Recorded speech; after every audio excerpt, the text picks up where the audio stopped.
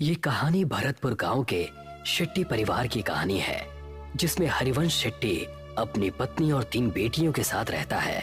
हरिवंश पेशे से इंजीनियर है और अपनी तीनों बेटियों को बहुत पढ़ा लिखा कर अपने पैरों पर खड़ा करना चाहता है। गांव के सभी लोग हरिवंश को बेटियों की पढ़ाई के बजाय उनकी शादियों के लिए पैसे जोड़ने की सलाह देते हैं, मगर हरिवंश शेट्टी अपनी मर्जी का मालिक है। वो किसी की नहीं सुनता सिवाय अपने। एक दिन अपने ऑफिस जाते हुए हरिवंश को रास्ते में उर्मिला चाची मिलती हैं। बेटा, मैंने तुम्हें मना किया था ना बेटियों को इतना पढ़ाने से, मगर मैंने सुना है तू उन्हें विदेश भेजने की तैयारी कर रहा है। हाँ चाची, आजकल के बच्चे पढ़े लिखे होते हैं और सब अपने पैरों पर खड़े होते हैं। मैं भी अपनी बेटियों को बहुत पढ़ाना लिखाना चाहता हूँ। एक बार अपने पैरों पर खड़ी हो जाएं, उसके बाद शादी की सोचेंगे।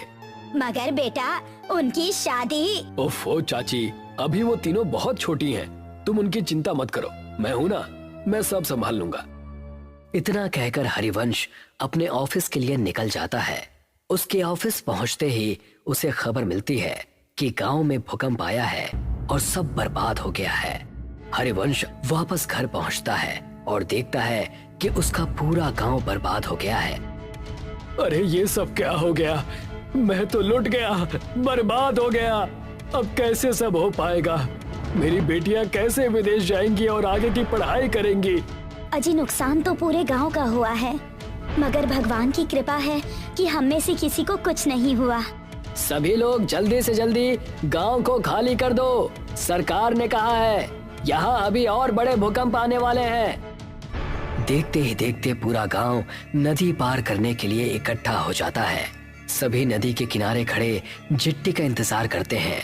वहीं हरिवंश शेट्टी का परिवार भी अपने नंबर का इंतजार करता है। हरिवंश किसी सोच में डूबा है, तभी उसके कंधे पर कोई हाथ रखता है। हरिवंश पलट कर देखता है तो वो डर जाता है।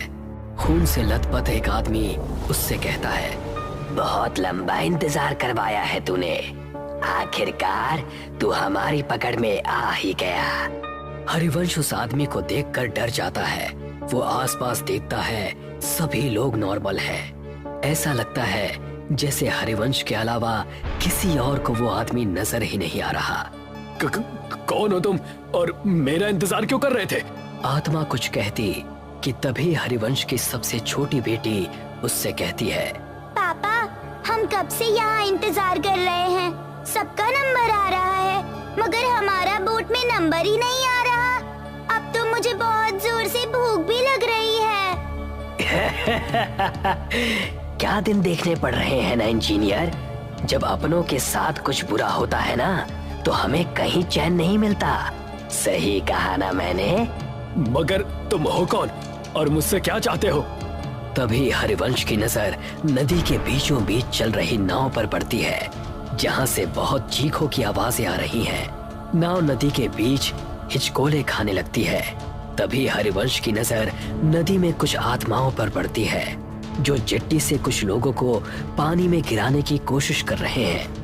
जो आदमी नदी में गिरता जाता है, वो आत्माएं एक एक करके उनका गला मरोड़ती, तो कोई आत्मा किसी का खून पीती है। इतना भयानक मंजर देखकर हरिवंश मन में सोचता है, शायद इन आत्माओं को आदमियों से प्रॉब्लम है, इसीलिए ये सिर्फ आदमियों को मार रही हैं। अगर मैं मेरे परिवार के साथ गया तो ये मेरे साथ साथ उन्हें भी नुकसान पहुंचा सकती हैं, जो मैं बर्दाश्त नहीं कर सकता। इतना सोचते हुए हरिवंश वहां से उल्टा गांव की तरफ भागना शुरू करता है और उसके परिवार वाले उसे वापस आने को कहते हैं। अरे, वहाँ कहाँ जा रहे हैं आप? गांव में खतरा है, लौट आइए। हाँ पापा, वापस आ जाइए ना प्लीज। वहाँ मत जाइए, मत जाइए ना पापा, वापस आ जाइए ना। मगर हरिवंश किसी की नहीं सुनता और गांव के अंदर भाग जाता है। वो जैसे ही गांव में जाता है, वो देखता है वहाँ कोई नहीं है।